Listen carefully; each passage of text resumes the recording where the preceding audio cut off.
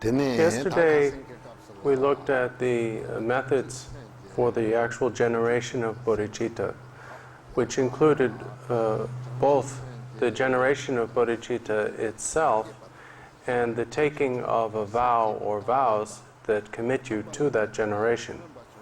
We saw that essentially there are two vows connected with bodhicitta, that of aspiration bodhicitta and that of implementation bodhicitta. Today we're going to look at what happens after that, what happens after you have taken these vows. First of all, we need to consider the question of why a vow is necessary at all. A vow is necessary or helpful because it is natural for us to constantly change our minds. As new thoughts arise in our minds, we often change our minds about what we have done. Therefore, sometimes we regard our generation of bodhicitta as appropriate and worthwhile. Other times we may feel that it's simply too difficult. Sometimes we may feel we can fulfill that generated bodhicitta, and other times we may feel that we cannot or do not want to. So because the generation of bodhicitta is so important, because it is a source of never-ending benefit, tremendous benefit for the person who generates it, and tremendous benefit for others as well, it needs to be protected from being lost or given up, and it needs to be protected so that it can increase or intensify. So the function of the vow of bodhicitta is so that in spite of our always changing mind, you, by being committed to bodhicitta, never give it up, because you have promised never to do so. Now, having taken the vow, and in that way having committed yourself to the development of bodhicitta, what necessarily follows after that is training in, or cultivating the training or intensification of bodhicitta. That is therefore the next topic in our text.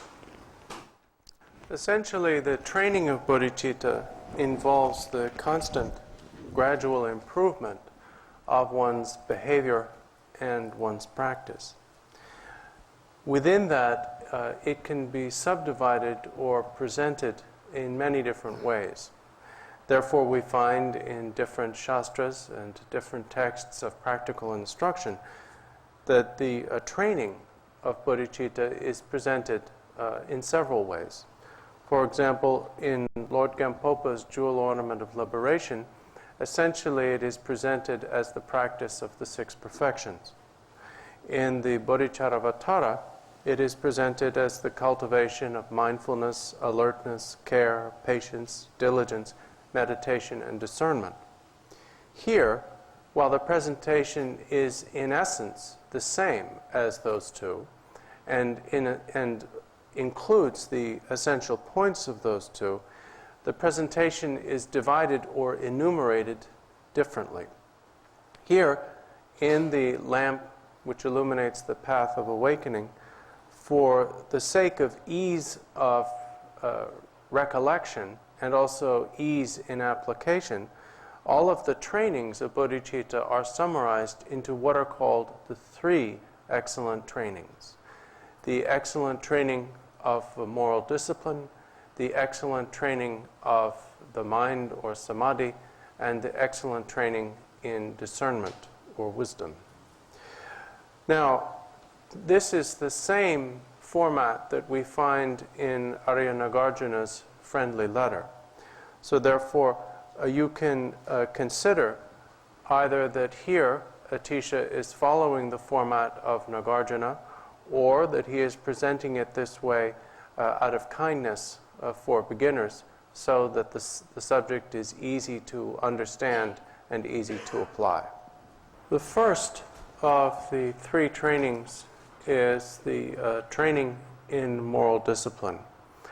And the Tibetan word for moral discipline is tsultrim. The second word, trim, means rules or laws. So it refers to the keeping of whatever vows you have taken or rules you have adopted. The first syllable, sul, which means manner, here is understood as meaning properly or appropriately. So it means the adoption of rules of moral discipline that are appropriate to the individual. This concept of appropriateness is essential here because the presentation of moral discipline by the Buddha takes into account the fact that people vary quite a bit. Some people can successfully undertake a great deal or a great variety of moral commitments, others fewer, and some people should only undertake a very few. Therefore, the approach to moral discipline in this tradition is not one in which everyone is somehow forced or compelled to undertake an identical code of behavior. Therefore, the practice of moral discipline is never supposed to become an onerous or heavy burden to the practitioner. For example, if we look at the fundamental moral discipline of a personal liberation common to all traditions, we see that the Buddha from the start presented a variety of ways in which this can be adopted and practiced. The most obvious varieties are the monastic approach, which is that for someone who abandons all mundane involvement, and that of a layperson or householder. So we basically have two distinct types of individual liberation ordination or vow. Within the monastic type, there is that appropriate for beginners, which is usually referred to as the novitiate ordination, and that for those who are more fully trained, which is the full monastic ordination.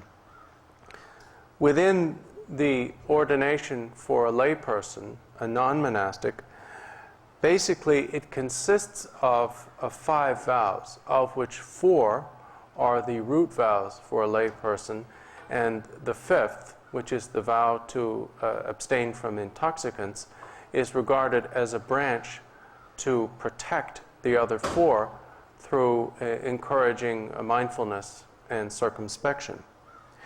Nevertheless, even a layperson is not required to take all 5 of these vows. Some people take all 5, and some people take fewer, or even 1. If someone takes all 5 vows, that is called complete lay ordination. If they take any 3 or 4, that is called mostly complete lay ordination. If they take any 2, that is called partially complete lay ordination. And if they take any 1, that is called 1 part lay ordination. For those who do not wish to commit themselves to a lifetime of such moral discipline, there is also the 24-hour or day-long ordination. The point here is that a moral discipline has to be practiced in a way that respects the needs and abilities of the individual who is practicing it. Now, in this case, the specific context of the Bodhisattva discipline, as we saw yesterday, moral discipline has 3 aspects. The moral discipline of abandoning wrongdoing, of accumulating virtue, and of benefiting sentient beings. The function of the first aspect of a bodhisattva's discipline, the abstention from wrongdoing, is to abandon or get rid of defects or flaws in your behavior. The function of the second, the accomplishment or accumulation of virtue, is to accomplish or increase qualities in your being and in your behavior. Both of these are primarily concerned with the practitioner, him or herself.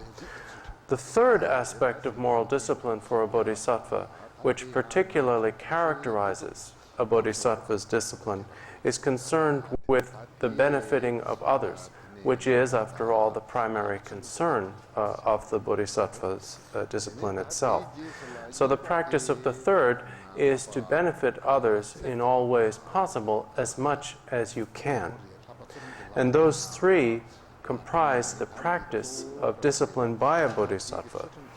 The reason why this must be consciously practiced is that in order to free your mind from defects and increase the qualities within your mind and effectively benefit others, you need to maintain a continuity of mindfulness, alertness, and care that is concerned with accomplishing these. So the essence of a Bodhisattva's moral discipline is the mindfulness, alertness, and care in bringing about these three things. The second of the three trainings is the training of the mind, or the training in meditative absorption.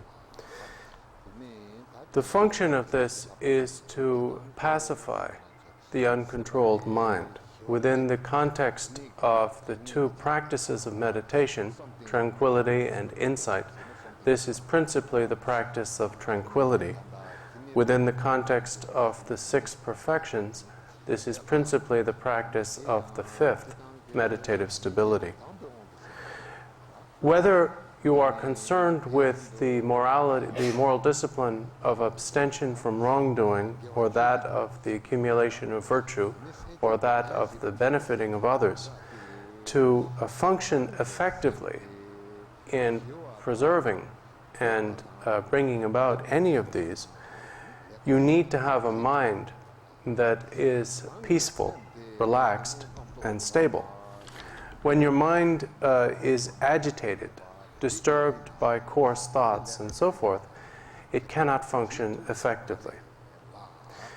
In the context of a human life as well, tranquility, the achievement of tranquility through meditation, is very important. Usually we have many, many thoughts. And from one point of view, this is normal, so maybe it's okay. But if you scrutinize the arising of thoughts in your mind, you will see that you have what we could call two types of thoughts. Positive thoughts, that is to say, thoughts that are useful, that in some way benefit yourself or someone else. And negative thoughts. Negative thoughts are thoughts that are not only useless, but are actually harmful. If you look even closer, you'll discover that the positive thoughts are far fewer than the negative thoughts. And therefore, we ourselves and others are directly and indirectly harmed by the great proportion of negative thoughts that normally run through our minds. Therefore, from that point of view, the pacification of these thoughts will bring great benefit. Within the context of how we feel, we know that we have thoughts that make us feel good, thoughts that are so positive and pleasant that they make us happy. And we also have thoughts that disturb us, thoughts of anxiety and narrow-mindedness and obsession and so forth.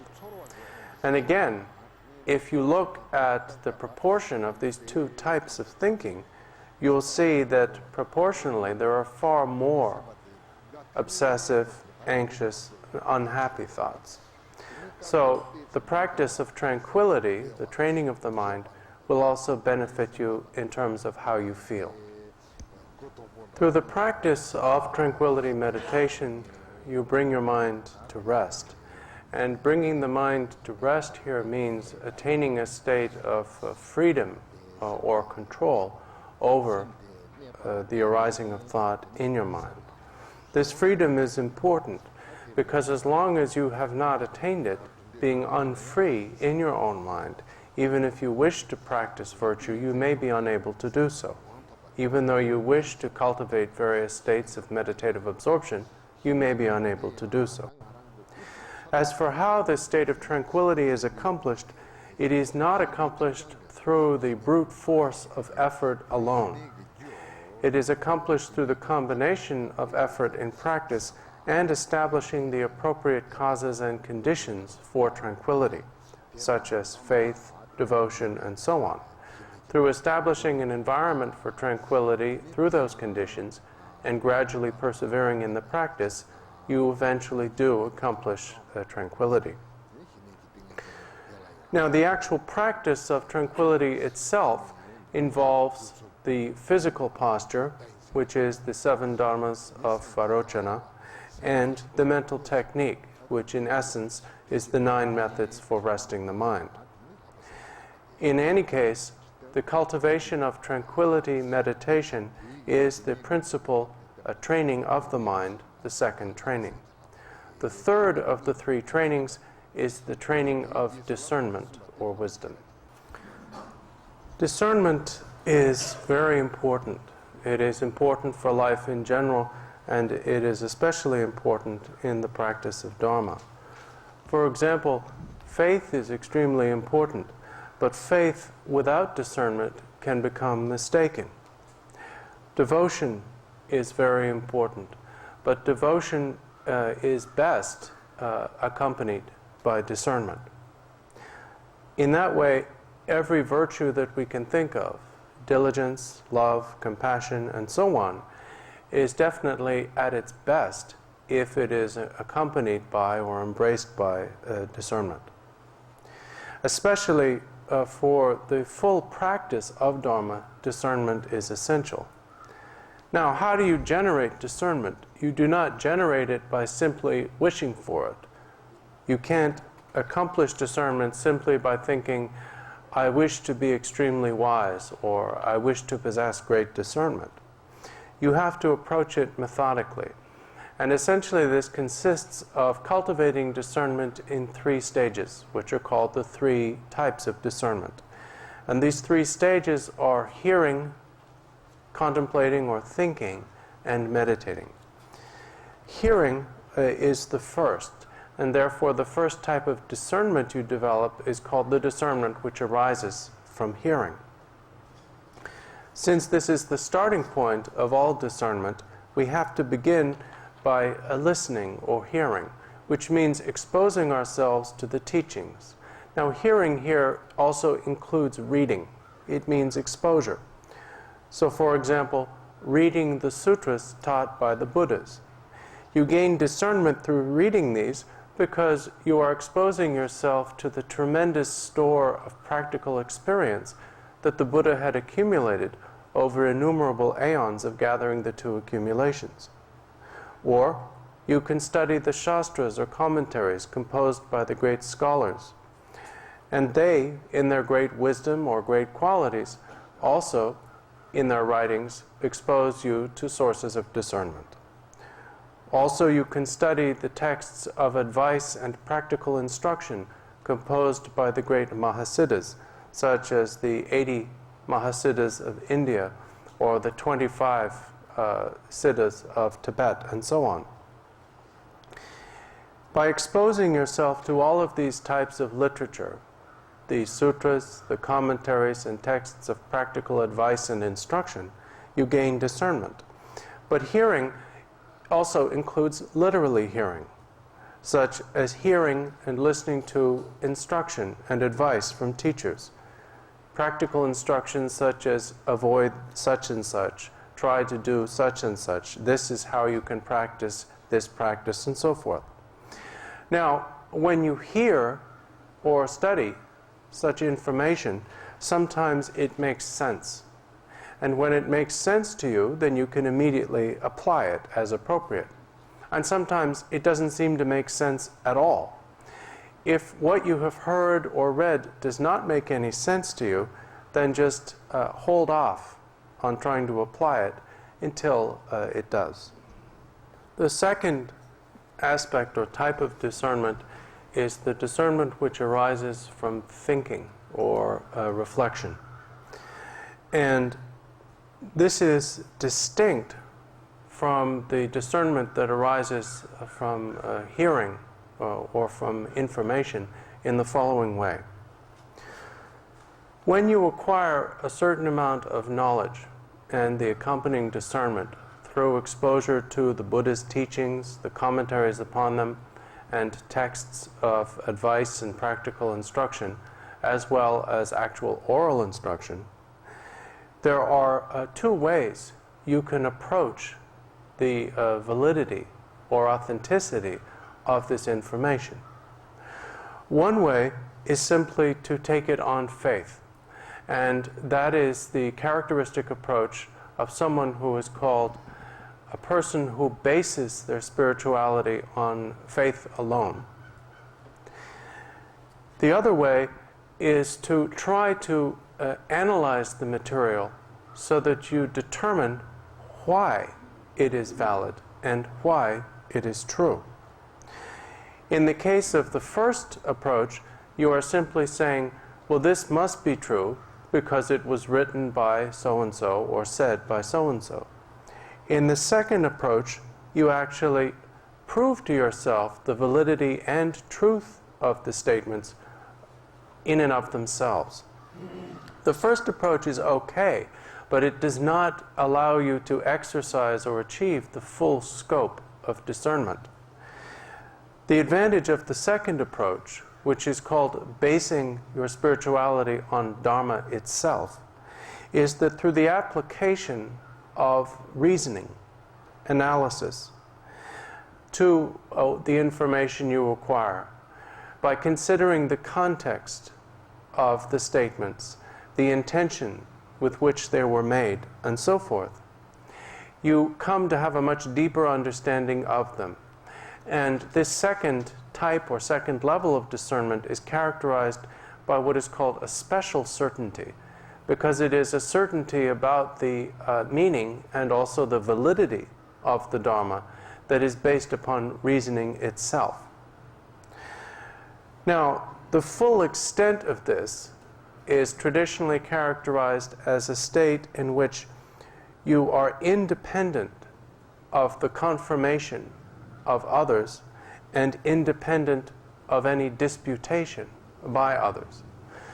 To be independent of confirmation by others means that because you have determined within your own mind, beyond any doubt, the truth and validity of the Dharma that you have studied, you do not need to seek a confirmation of this from anyone else. Independence of disputation means that in the same way, because you have determined the true meaning of the teachings and the true validity of the teachings, even if someone were to say to you, you're wrong, it doesn't mean that, or those statements are wrong, it wouldn't disturb you in the slightest, because you know, independent of confirmation or disputation, that the teachings are valid.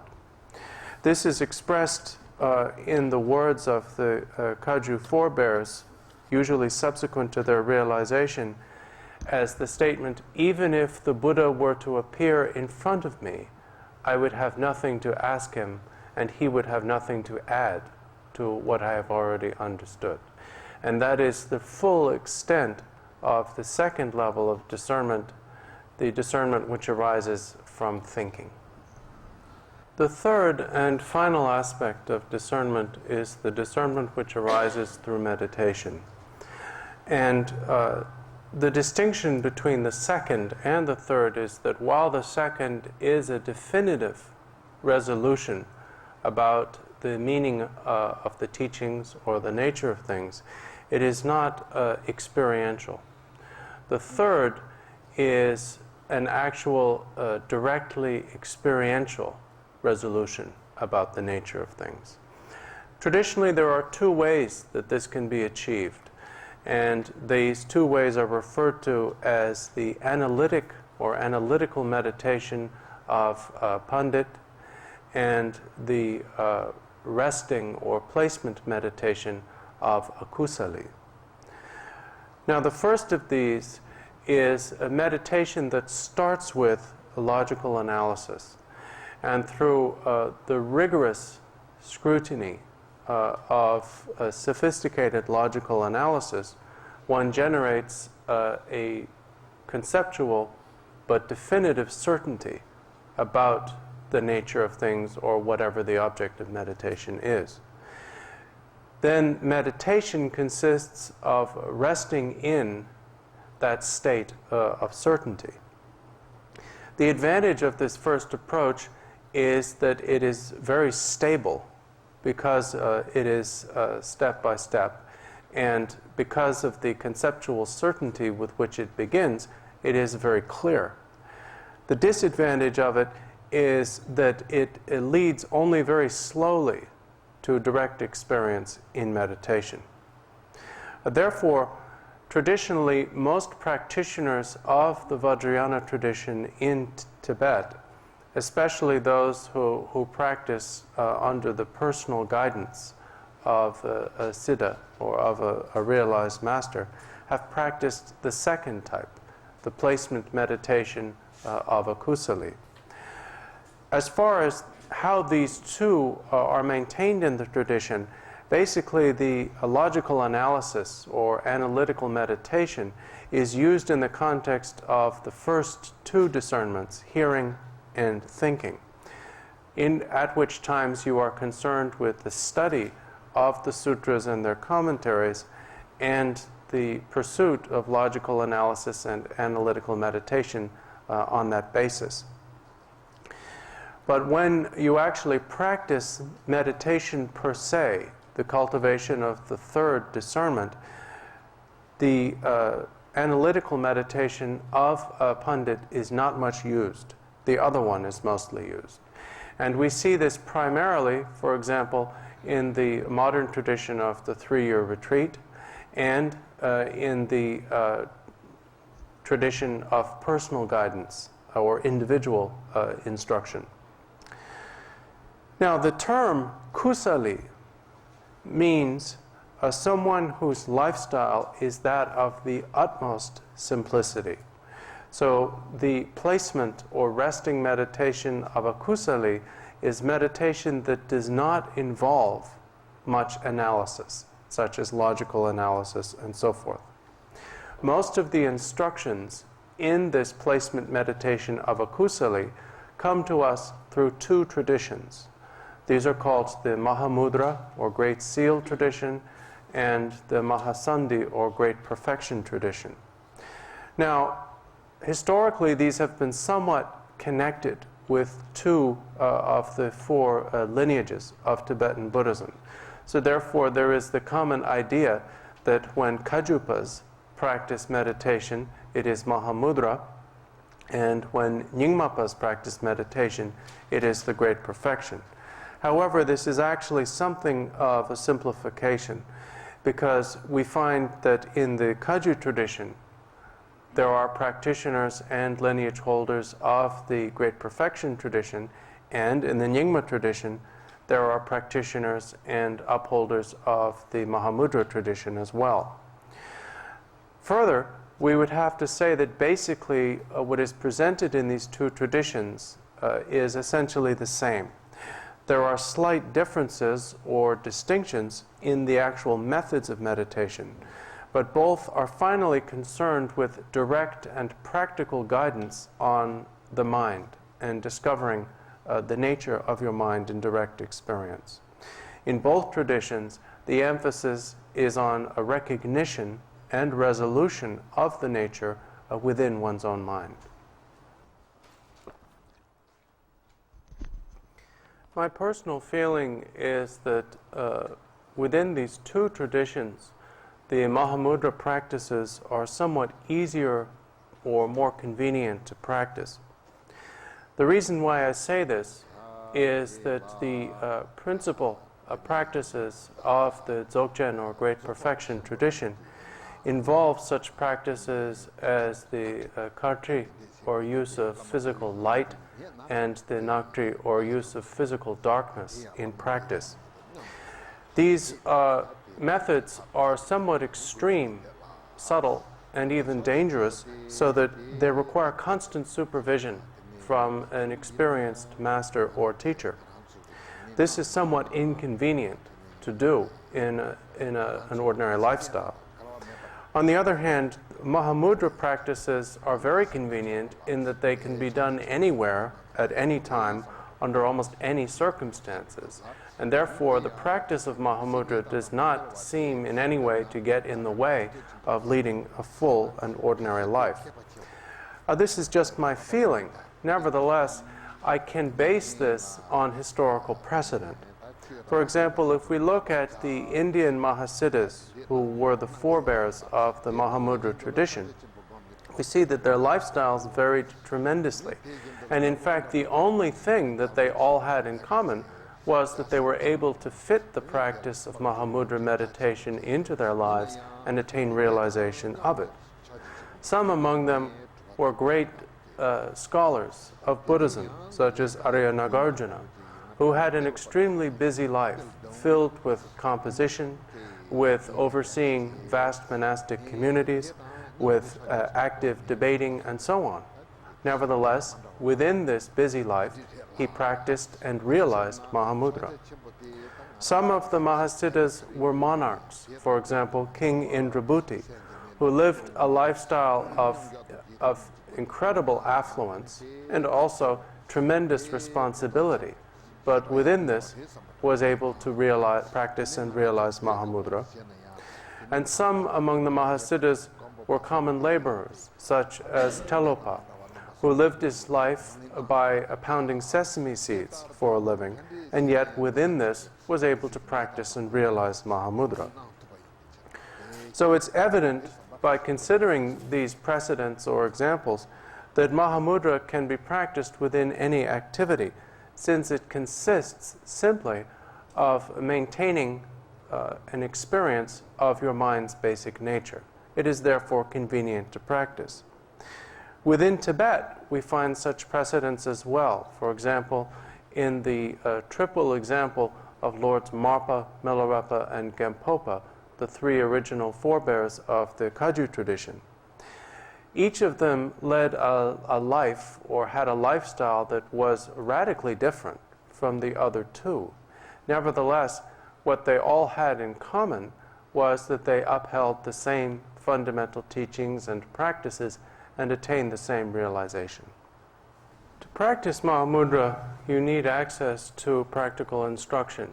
And part of this is using the guidebooks or manuals of instruction to inform yourself about the practice. There are many of these that have been translated into English. Among these are the Ocean of the Definitive Meaning, composed by the 9th Jawang Karmapa Wangchuk Dorje, and his briefer text on Mahamudra practice, Dispelling the Darkness of Ignorance, and also the well-known book Moonbeams of Mahamudra by the great scholar and master Dakpo Teshe Namgyal. Moonbeams of Mahamudra in particular is a tremendous resource for the practice of Mahamudra, because Dakpo Teshe Namgyal was not only a great scholar, but also in this text sets forth his own tremendous practical experience of the path, which is very helpful. Nevertheless, because of the size of the book, you might find it daunting or intimidating, in which case there is a briefer text of Mahamudra instruction composed by the same writer that is called, and I may not get the English title the way it is in the translation, but close enough to recognize, Illuminating the Natural State, or Clarifying the Natural State, or Clarifying the Basic Nature. It's going to be one of those, which has recently been translated. And the particular advantage of this book, which is not very long, is that it contains essentially the same practical instruction as Moonbeams of Mahamudra, but the writer leaves out the scholarship, the argument, the debates, and so on. So therefore it may be more approachable for some readers. In that way, exposing yourself to Mahamudra teachings and practical instruction, the practice of Mahamudra makes up the second aspect of meditation, the insight or hlakdong. That completes the presentation in our text of the common path of the sutras. The text then follows with an extremely brief or concise outline of the path of the Tantras, or of Vajrayana. Here, in its brevity, it may be helpful simply to think of it as a recommendation of the path of the Vajrayana.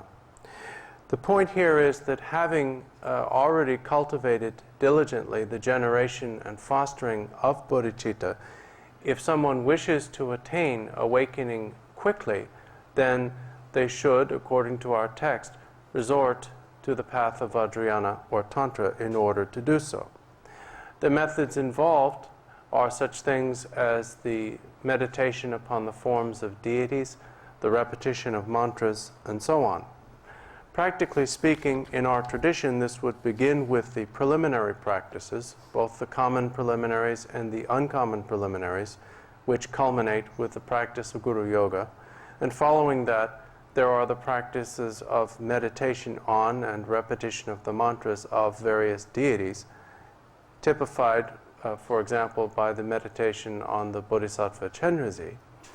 These practices of meditating on deities and reciting their mantras are very helpful, both in the development of tranquility and in the development of insight. Here in our text, it says, first, having received the complete four empowerments, then set about the paths of their practice.